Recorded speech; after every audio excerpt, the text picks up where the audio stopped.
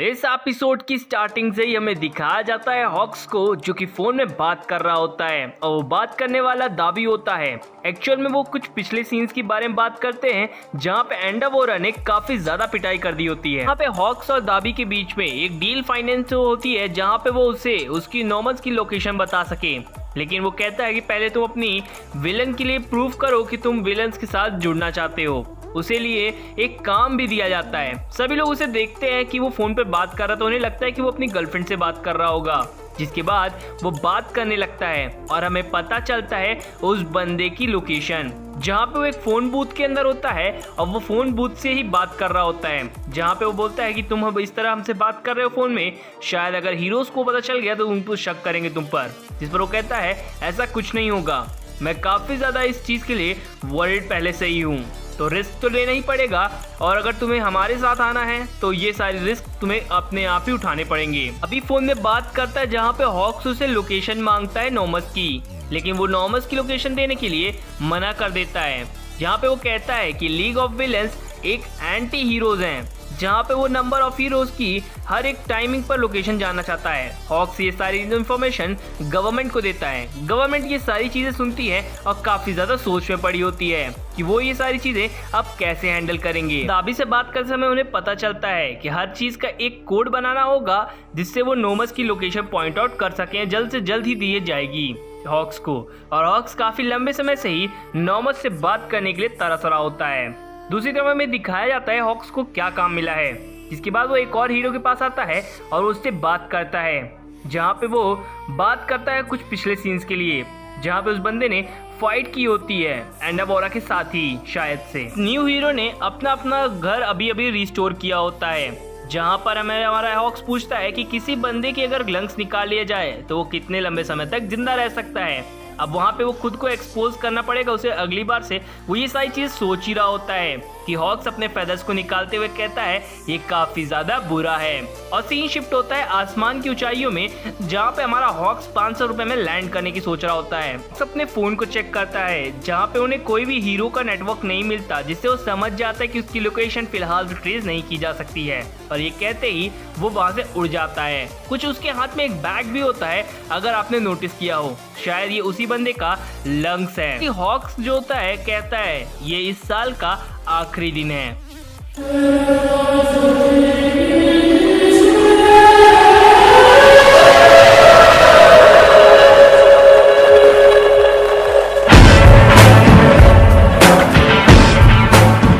Last year के last night को दिखाया जाता है, जहाँ पे वो प्रो हीरो स्टडी के लिए जाने वाला होता है एंडावोरा के पास, जहाँ पे वो इराराका और शिंजो दोनों को ये हेल्प करता है अपनी पावर्स को बताते हुए कि उसने कैसे उस पावर को कंट्रोल करने में मदद की थी। अब रात के बेल बजाया जाता है लास्ट ईयर के दिन, शायद कोई रिचुअल परफॉर्म किया जाता होगा। खैर यहाँ पे वो उसकी मॉम काफी ज्यादा खुश होती है जब उसे पता चलता है कि उसकी बेटे के लिए किसी लड़की ने लेटर लिखा है, और ये कोई और नहीं, ये लेटर लिखा होता है बाय उरी। इस चीज को देखते हुए उसकी माँ काफी ज्यादा रोने लगती है, जहाँ पर वो कहता है कि आप रो मत, नहीं तो नीचे की जमीन रोने लगेगी, आई मीन लीक करने लगेगी। जहाँ पे उसे माँ बताती है मैं इसलिए नहीं रो रही हूँ। वो बताती है कि ऑल माइट को तुम काफी लंबे समय से एडमायर कर रहे थे और आज तुम उसके जैसे बन चुके हो, आज तुम उसकी जैसी पावर को हासिल कर चुके हो, इसलिए वो अपने आंसुओं को रोक नहीं पाई। अब दोनों माँ बेटे एक दूसरे की तरफ देखते हैं और रोने लगते हैं, जिससे बाढ़ आ जाती है। न्यू ईयर का फर्स्ट डे था, जहाँ पे मिडोरिया की माँ उसे छोड़ने आई होती है और उसे कहती है कि तुम अपना ख्याल रखना, अपनी सेहत का ख्याल रखना, और ये कहते ही बाय कर देती है। जब मिडोरिया बस के अंदर बैठा होता है तो वो एंडावोरा के बारे में सोच रहा होता है। अब यहाँ पे हॉक्स को दिखाया जाता है जो कि कहता है आई एम बैक, और यहाँ पे स्लेडिन भी होता है, ये खुद भी एक प्रो हीरो है। अब ये नंबर 1 और नंबर 2 से जाने जाते हैं, जहाँ पे हॉक्स देखता है कि एक और बंदा पीछे की तरफ खड़ा है और इस बंदे का चेहरा हमें अभी तक नहीं दिखाया गया है और ना ही नाम बताया गया है। जहाँ पे वो स्लेडिन को बोलता है कि अब तुम भी शायद मेरे हिसाब से हीरोज की इंफॉर्मेशन निकाल सकते हो। अब यहाँ पे करंट लोकेशन और कॉल रिकॉर्ड्स सब कुछ दिया होता है। अब काउंटलेस माइक्रो डिवाइस इंस्टॉल कर दिए गए होते हैं हॉक्स के थ्रू, जो कि पूरे स्पेस में घूम के हीरोज की जानकारी निकालेंगे। ये सारी चीजें वो बात कर ही रहे होते हैं, जिसके बाद हमें दिखाया जाता है कि वो कहता है कि तुमने अगर अपनी कॉफी खत्म कर ली हो तो इस चीज को देख लो, लेकिन पैनिक मत होना। जिसके बाद वो कहता है मुझे मीठा काफी ज्यादा पसंद है। शायद छक्का होगा। शिफ्ट होता है और हमें दिखाया जाता है मिडोरिया, तोदोरोकी और बाकुगो को, जो कि एंडाबोरा से मिलने गए होते हैं, क्योंकि अब एंडाबोरा की एजेंसी में ही इन्हें वर्क स्टडी के लिए बुलाया गया होता है। अब तीनों बच्चे खड़े होते हैं, जहाँ पे हमारे एंडाबोरा की नजर पड़ती है बाकुगो पर, और बाकुगो हमेशा की तरह बड़बड़ करके बोल देता है कुछ भी। जहाँ पे मिडोरिया की तरफ जब एंडाबोरा देखते हैं तो मिडोरिया उन्हें देखकर काफी ज्यादा टेंस होने लगता है। हमें पता ही है कि ये टॉप 10 हीरो में से एक हीरो में आते हैं। जहाँ पे मिडोरिया फ्लैशबैक्स को याद करता है, जहाँ पे इन्होंने काफी ज्यादा स्ट्रॉन्गेस्ट इंप्रेशन जमा दिया होता है स्पोर्ट्स फेस्टिवल के पहले, जहाँ पे वो काफी ज्यादा डर गया था। एंडाबोरा की तरफ देखते देखते सोचता है, कहते हैं कि इस बच्चे में कुछ अलग है। सीन शिफ्ट होता है जहाँ पे मिडोरिया ये सारी चीजें सोच रहा होता है, जहाँ पे ये तीनों बैठे होते हैं और पता चलता है कि एंडाबोरा एजेंसी में ये लोग काम करने वाले हैं। इस बात को ऑल माइट हल्के में लेते हैं और कहते हैं कोई बात नहीं, वो काफी ज्यादा अच्छे इंसान है, बी लाइक बाकुगो। बाकुगो काफी ज्यादा अच्छा इंसान है, ये शायद किसी तरह का मजाक था, ताना मारा गया है। खैर, यहाँ पर हमें पता चलता है कि हमारा मिडोरिया काफी ज्यादा टेंस्ड है अपनी पावर्स को लेकर, क्योंकि अगर इस बार उसका पावर अगर ओवरफ्लो कर गया तो उसे बचाने के लिए कौन आएगा आगे। यहाँ पास से ये सारी चीजें मिडोरिया सोच ही रहा होता है, जहाँ पे हमें बताया दिखाया जाता है एंडाबोरा को, जो कि उसी फ्लैशबैक यानी कि स्पोर्ट्स फेस्टिवल के पहले वाले दिन को याद कर रहा होता है, जब वो मिडोरिया से मिला था और उसने मिडोरिया को काफी ज्यादा डरा दिया था। सीन प्रेजेंट में आता है जहाँ पे मिडोरिया और बाकी सभी लोग काफी ज्यादा ध्यान से देख रहे होते हैं कि एंडाबोरा भागना क्यों चालू करती है अपने ब्रीफ केस को छोड़कर, जिधर साइड हमारे तीनों के तीनों मेंबर्स या फिर कहूँ तीनों हीरोज भागने लगते हैं। जहाँ पे हमें दिखाया जाता है कि एक कार के अंदर से उसके शीशे को एकदम पानी जैसे बाहर निकाल लेता है एक आदमी, और वो खुद को बताता है डार्कनेस। दूसरी तरफ हमें हॉक्स को दिखाया जाता है, जहाँ पे कहता है ओह डियर, आज इसके पूरे दिन भर गए लगता है, जहाँ पे उसने अपनी पावर का यूज करते हुए सभी बिल्डिंग से कांच को बाहर निकाल लेता है और उन्हें एक क्रिस्टल फॉर्म में बना लेता है। बाकुगो अपनी पावर का यूज करने के लिए काफी बेसब्री से इंतजार कर रहा होता है, और साथ ही साथ मिडोरिया भी। यहाँ पर हमें दिखाया जाता है कि एंडाबोरा काफी स्पीड से उस जगह से निकल चुके हैं। यहाँ पर हमें दिखाया जाता है सभी लोग को जो कि खड़े होते हैं और उस बंदे को देख रहे होते हैं। लेकिन मैं बता दूं, इसमें एक काफी अजीब बात है, जहाँ पे एक कैरेक्टर ठीक ठाक मिडोरिया जैसा ही दिखता है, जैसे कि आप लोग ये देख पा रहे होंगे, और एक लड़की उराराका जैसी। खैर, ये तो मेरा प्रोस्पेक्ट है, आपको क्या लगता है आप बताइएगा जरूर। यहाँ पर हमें दिखाया जाता है कि उस बंदे ने काफी बड़ा एक क्रिस्टल बना लिया होता है और इसका नाम फॉलन किंग है। खैर, एंडाबोरा उस जगह पर आते हैं और अपने हेल फ्लेम का यूज करते हुए उस पूरे क्रिस्टल को ऐसे पिघला देते हैं जैसे गर्मी में आइसक्रीम पिघलती है। खैर, यहाँ पर हमें दिखाया जाता है और कहता है बच्चे तेरे दिन भर गए।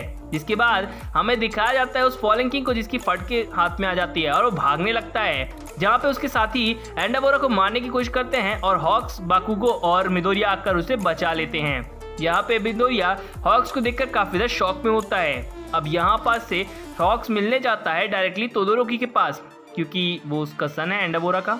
खैर, यहाँ पास हमें दिखाया जाता है जहाँ पे वो बंदा बोलता है कि लाइट्स को गिव अप करना ही होगा, यानी कि हीरोज को गिव अप करना ही होगा विलेंस के सामने या डायनिंग के डार्कनेस के सामने।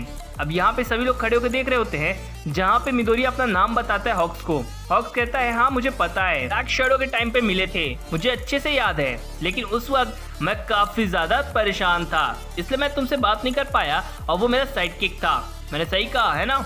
और उसके लिए मैं काफी ज्यादा बुरा फील करता हूँ क्योंकि इस टाइम पे मैं बिजी था। जिसके बाद वो एक किताब दिखाता है मेटा लिबरेशन वॉर, जो कि काफी ज्यादा वियर्ड होता है एंडाबोरा के लिए, क्योंकि एंडाबोरा कभी भी किताब पढ़ने में इंटरेस्टेड नहीं होता। फिर भी वो उसे किताब देता है और कहता है कि ये सिर्फ कुछ ही लोगों के पास है ये किताब, तो मेरे हिसाब से एंडाबोरा तुम्हें ये किताब पढ़नी चाहिए, क्योंकि इसमें हमारे हीरोज और डार्कनेस के बारे में दोनों चीजें लिखी हुई है।